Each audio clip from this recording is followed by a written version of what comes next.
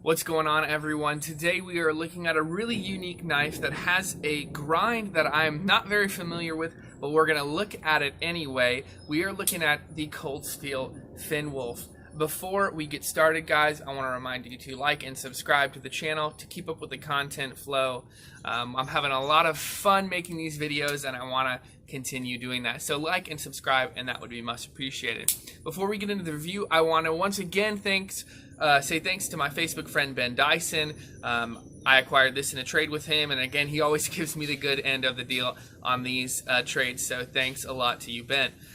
So guys, we're looking at the Cold Steel Finn Wolf, and let's talk about the specs first. So we're talking about a 3.5-inch blade. This is a Scandi grind, and we'll talk about that here in a little bit. You're looking at AUS 8A steel. This is one of the few knives that Cold Steel still makes in AUS 8A, since they're switched to AUS 10 and S35 and even 20CV on a couple of models. But this is still made in AUS 8A. I believe the Grick and the Con are still made in AUS 8A. This is a Griv X or Grivery handle. There are no liners in there. It is straight plastic. And yeah, this is one of the few knives that Cold Steel also makes that's the pocket clip is reversible, so you don't need two pocket clips. As you can hear, there is thunder rolling around in the background.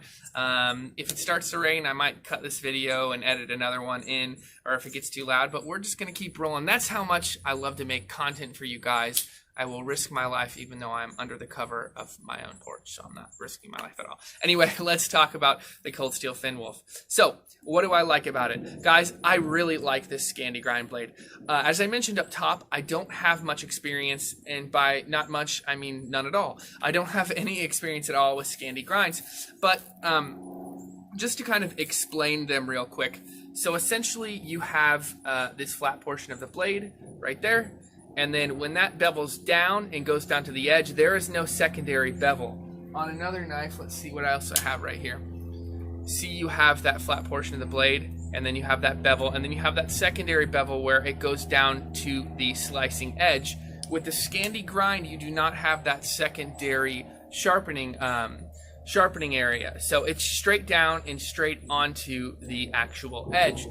Guys, this makes it a great slicer, and that's what I love about the Scandi grind, is this thing slices so smoothly and so nicely, it almost feels like it's a full flat grind when it's not. You can see that tip is actually quite stout. It actually reminds me of what a tip would look like on a Tanto. You can see those right there. They kind of look a little bit similar. So, I really, really like this grind. I like how great of a slicer it is. Another thing I really like about this knife, and I know I should mention price up top when it comes to specs, you're looking at about $40, $35 for this thing.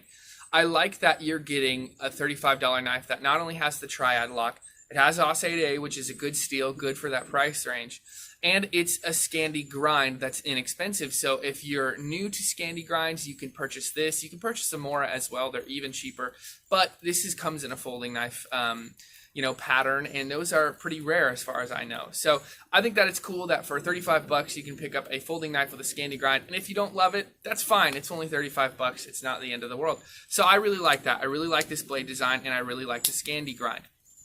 Another thing I like about this is I like the handle. Cold Steel, there's just something about it. I think maybe Lynn Thompson has those big beefy hands, kind of just like I do, or maybe a lot of the guys who work for Cold Steel do. But the Cold Steel knives just fit my hands. You can see there's plenty of room on this handle for me. It is ergonomic. It is very, very comfortable. Another thing I like, and I mentioned it just a second ago, is I like that it has the triad lock. And again, with the newer Cold Steels, this thing is very, very smooth. It is not stiff. It is very smooth. Even though there are no liners, it's just a smooth, smooth knife. And I like that it has the triad lock. What I envision this knife as is a great outdoor folding knife. It's not too expensive, so if you drop it in the river, you lose it in the woods, it's not the end of the world, but it's going to slice beautifully, and it's going to be very, very lightweight. I don't have the ounces, how much it weighs, the specs on hand, but guys, I can tell you, it weighs less than this Cold Steel Voyager. You're getting a 1/2 inch more blade, but it weighs significantly less than this because it's a thinner knife, and also because there are no liners in it. So you're looking at a really, really lightweight outdoor blade, and I really, really enjoy that. So I like the blade, I like the handle, I like that it's lightweight, and I like that it's an inexpensive Scandi ground knife. That is cool. That is, you know, that's something that you're not going to worry about losing if you do end up losing it. Okay.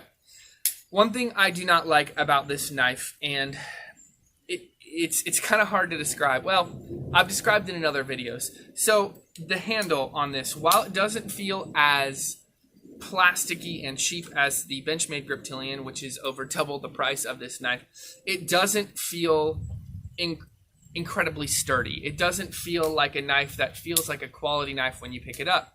Now, this knife isn't very expensive, so I'm going to give it mostly a pass on this front.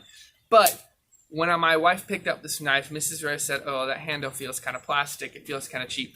And you know what? It does feel a little bit like that. But if you know knives, you know that this grivery material is plenty strong. It's going to have plenty of torsional rigidity to take care of any task you would need it to. And with that triad lock, it's going to be plenty durable. It doesn't feel as plasticky and as cheap as the Benchmade Griptilian, but it's not super sturdy feeling, I think, like this Voyager, or even as kind of dense and elegant feeling as this Benchmade, this Benchmade 940.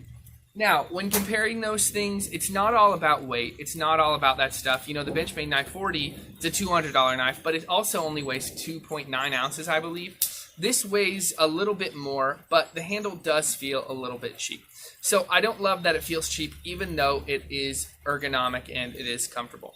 Guys, that's what I don't like.